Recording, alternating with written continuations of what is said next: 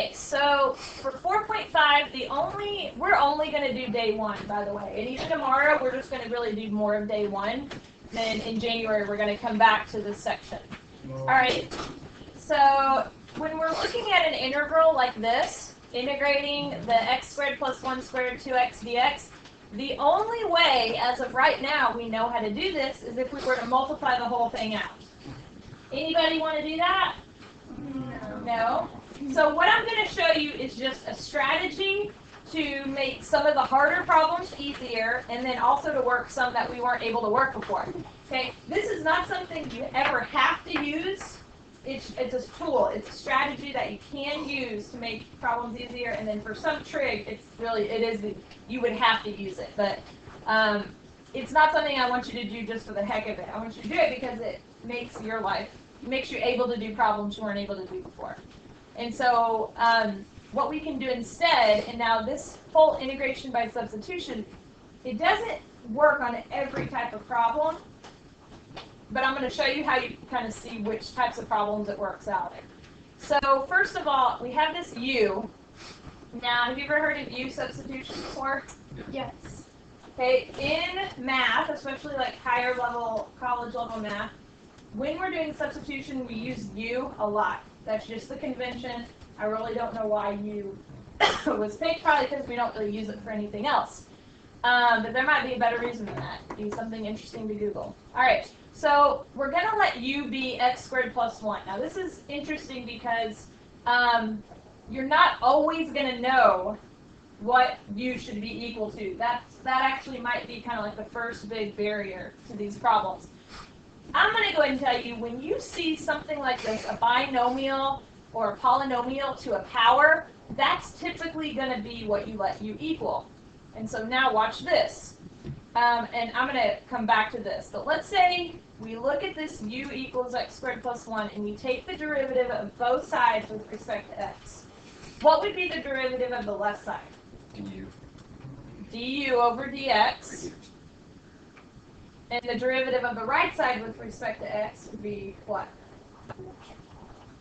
2x. Okay, and so look at what they did here. Basically, they just separated their variables. Remember how when we did this kind of differentiation and we tried to get all of one letter on one side and the other letter on the other side? And so, in other words, they just multiplied the dx over to the other side. Okay? Now, we're going to do this so much that this is going to be a little bit more intuitive to you than it is right now. But I want you to see, do you see this 2x dx anywhere in the problem? Yeah, it's right here. Okay? So let me break this down. We've got x squared plus 1, that's going to be our u. And then we've got everything else over here for my du. Okay, I'm going to replace everything with x with u. We're not going to have x and u's in the same line, in other words. So I take out the x squared plus 1, and I put a u in place of it. And so this is how we're getting this down here. All right. So u squared, right? This is a u now in front of it, or in place of it. So u squared. And then 2x dx, that's the same as du. So I replace that with a du. Now, just looking at this, which one looks easier to integrate? What you started with, or this thing with the u's in? The u's, right? I mean, u's a kind of a weird letter to pick, but it's a lot simpler. What's the antiderivative of u squared? 3 over 3. Yeah, 3u over 3, or 1/3 u cubed. And probably about now, anybody feeling the whole, like, am I deriving or integrating? And it gets confusing. Okay, it's hard to go backwards and forwards in the same problem. Because what we're going to have to do with this u is take derivative, and then we're also going to have to integrate. You're going to get better at that, okay? It's just going to take a while for you to get used to that. Always we have our plus c. Now, this next statement is good, but my beginning problem had an x, so my final answer also has to have an x. So look at what they did. They just took what I said u was equal to, and they substituted it back in. So when you do this u substitution, you're going to do it twice. Okay? Now, this was all an example that's kind of like written out for you. I'm going to go ahead and just start one like from the beginning now. And I'm going to probably slow down just a little bit in the process. All right. So integrating cosine 5x dx. All right, the reason I know this is a different problem than what I've seen before is that I haven't done integrating cosine 5x. I've integrated cosine x, but not cosine 5x. Think back to when we took derivative of trig, and the inside part was something more complicated than just an x. What rule did we have to use? Chain rule. U substitution is kind of like backwards chain rule. All right, that's really, for all purposes, what we're doing here. All right, so the weird thing about this is this whole 5x right here. So that's what I'm going to let u equal. That's what's making this problem more complicated. So I'm going to let u be 5x. Okay, so when I go to rewrite this, I'm going to take the integral of cosine of u. And do you remember what I said? We're not going to mix x's and u's. So I've got to go now and I've got to figure out how can I replace dx. Okay? In particular, I need a du at the same time. Well, I can get both of those by taking the derivative of both sides here. All right, now if I take the derivative of the left side, I'm going to get du. Technically du over dx, but I'm going to multiply that to the other side anyway. And this part, like I said, is going to be more intuitive. Just take the derivative of both sides. Your du is always on the left. Your dx is always on the right. All right, so in the example that was at the top of the page, I had, like, whatever I had over here, that was on the problem. Do you see, though, a 5 dx or just a dx? Yeah. Hold on. Let's everybody, we're going to get everybody to the same point. Do you see a 5dx or just the dx? Just dx. You just see a dx. So that means I'm going to need to do what to get rid of this 5? I need to divide both sides by 5. Now, I'm going to do this like this by writing it as 1/5. And I'm picking 1/5 instead of all over 5 for a very particular reason. You'll see this in a minute. So, in other words, I'm looking at what I need to replace. I need to replace this dx, and so I get dx by itself, right? So what goes in place of dx is 1/5 du. All right, now this is still kind of written strangely, because I don't normally just have these numbers in the middle of integrating problems. Where do we normally see the numbers? Where? At the front, right? So I'm going to move this 1/2. I mean, everything's just being multiplied here. So I'm going to move, or sorry, the 1/5, not 1/2, to the front, and this is now cosine u du. And I know it doesn't seem like it's that much different than what I started with, but this is something I know the antiderivative of. Okay? What is the antiderivative of cosine u? Yeah, positive sign. So that's going to be 1/5 sine u. And then don't forget your plus c. The whole negative thing, it's really easy to get tripped up. I would just always, like, once you write this, think, okay, well, what's the derivative of 1/5 sine u? It's cosine u, not negative, so. Okay, so then the du acts like dx. Yeah, the du acts just like how the dx did before. When you integrate cosine u du, you're really just saying what's the antiderivative of cosine u.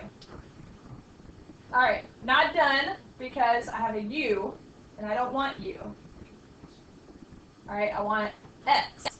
So I've got to go back and think, okay, well, what did I let u equal? I let u equal 5x. So I'm going to substitute that back in. All right, so this is a few extra steps. And do you think it's possible you might make a mistake? Probably, right? It seems like there's a lot of little things we could have messed up on. So how can we check our work? Take the derivative of it either by hand, or we now have some calculator tricks that we could use either to derive or to integrate in the very beginning. Your calculator knows how to integrate a lot of things. So that's how you could check it. That's what I'm going to encourage you to do on your homework. Okay, so now looking at problem 2. All right, this is a lot like our example. What do you think u should be equal to? X squared plus Let's see. X squared. X squared plus 1, and why did you pick that? Yeah, it's being taken to an exponent. That's typically going to be your u. All right, well, what does du equal?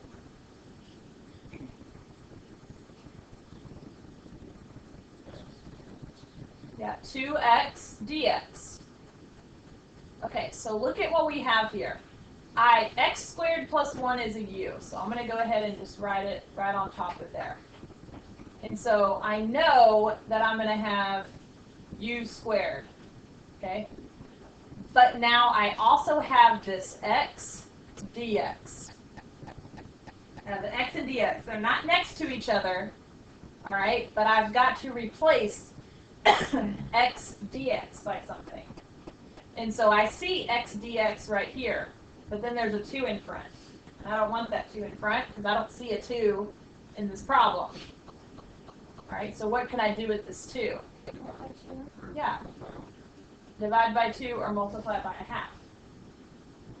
So what this allows me to do then is to say, okay, well, I have the x squared plus 1 thing. I've substituted that. Now I need to replace x dx with this 1/2 du. It's all about like a big, I mean, this is substitution. There's a lot of substituting going on. Okay, now again, I have this 1/2 in the middle of the problem. It suits me better to put it in the front. It just makes life easier for me to put the 1/2 in the front.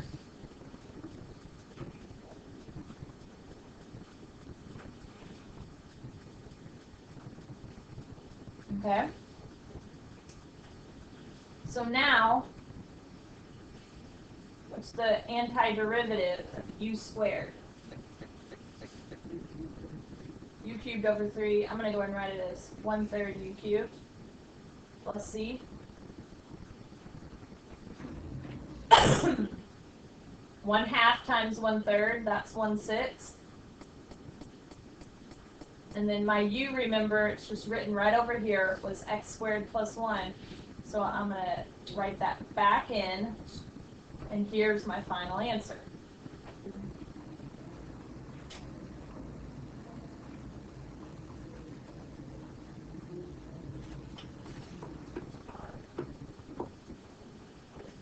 All right, again on this, there's a lot of chances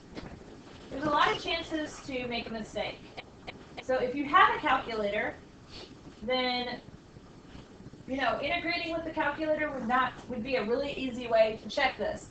I'm going to go ahead and just for review's sake, take the derivative here.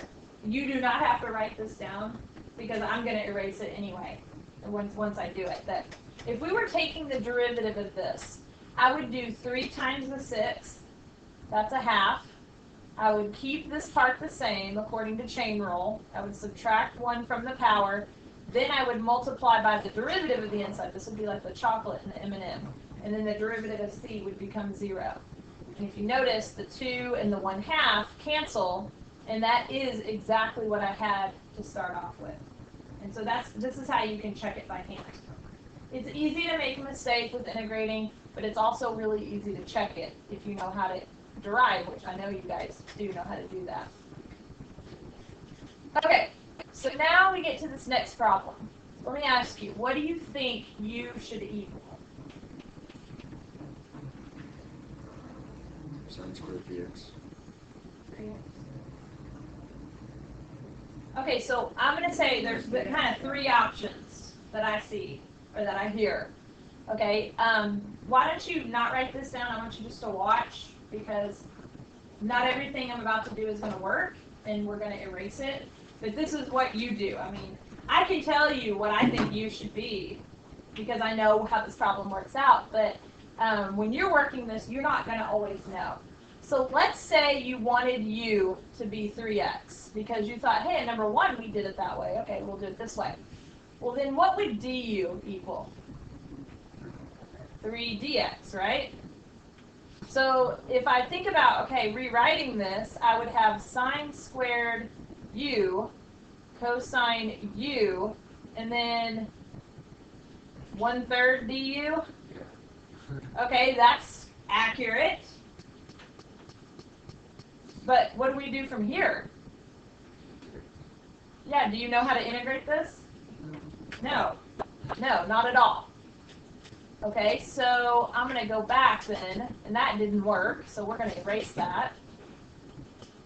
And the other two options here then would be, well, there's really kind of more than that, but like the next one would maybe be let u be sine 3x. Okay? The reason I like this as opposed to sine squared is because we don't really want to go complicated if we don't have to. And so watch this. Du equal, what's the derivative of sine of 3x? Oh, derivative. The derivative. Cosine of 3x times what? 3, and then dx. Okay, why did I multiply by 3? Chain rule, right? And dx, because that's always there. Technically, the left is really du over dx, and we multiply dx to the right. It always works out this way, so it's fine. So go ahead and write that. And so do you see how part of this du is also in the problem? That's how you know you're on the right track. Whatever you let u be equal to, its derivative should be somewhere in the problem. That's how you know you're doing it right. Okay, so let me move this over here. So let's think about this. If u is equal to sine 3x, then I've got u squared, right? Because sine 3x, that's the same as u. All right? And then the next thing I have is this cosine 3x dx. In other words, cosine 3x dx. Y'all see what we need to do next? We've got to do it on every problem pretty much. I got it. Well, I actually don't need to get dx completely by itself because look, cosine 3x dx. I like the cosine 3x over there, but I don't like the 3. And this is a very common thing where you just divide that number over. You don't necessarily have to divide everything over, but you do have to divide that number over. Like, see how on 2, we didn't divide the x over, we liked the x. The x is part of the problem. Here, cosine 3x is part of the problem. And so what do I need to multiply? What replaces cosine 3x dx? Du. Or 1/3. 1/3 du. Again, I'm going to move that 1/3 to the front. Now, once you kind of get better at this, you start noticing, hey, we're always moving that number out. Can I just write it in the front to begin with? Sure. I'm not doing it right here because I think that would be a confusing step. Some of you are thinking, this whole thing is confusing. This, like anything else, is really weird when you first do it. It does get easier. We're going to spend another day on it tomorrow. That's why I really don't want there to be a snow day because we'll miss our second day on this. Okay, so what is the antiderivative of u squared? 1/3 u cubed plus c, right? So then we got 1/9. Substitute back in for u. Don't do all the hard work and then just forget to substitute back in. So remember u was sine of 3x, so you could write it like this. This is fine. You could also write it the way, you know how like when you put the cubed between the sine and the 3x, that would probably be that would be more elegant, but this is fine right here. Okay, so that is the same thing. It's the same thing. Okay. Because you're squaring the whole side. Right. Not just the text. Exactly. Okay, so then number 4. So number 4 says we're integrating the square root of 2x minus 1 dx. This is one that we could not have done before today. And I'm not going to say this is the only way to do it, but this is the only way we know how to do it. So first challenge is, what is u? What do you think?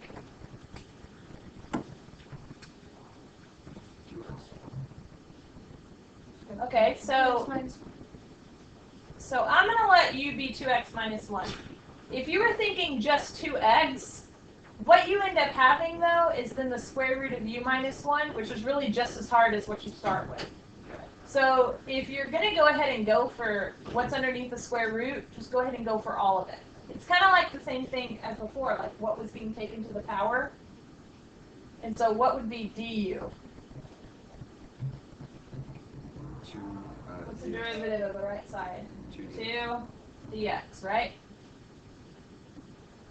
So I have the square root of u, and then I need to replace dx with 1/2 du, right? So again, it's that same step. That happens on a lot, most of these problems for sure. So times 1/2 du, move it to the front. What would make this problem easier if I did what with the u? Yeah, take it to the 1/2 power. So this is a nice little review. How do you take the antiderivative u to the 1/2? Yeah, add 1. I'm going to leave a space for the coefficient. Add 1, which would be 3/2, and then the 2/3 would go in the front, plus c.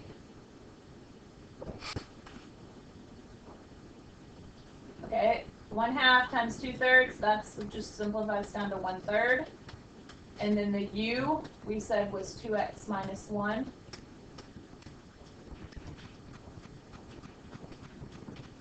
Also, don't do all this work and then forget your plus c. Don't do the hard part and then miss the easy part, especially on these.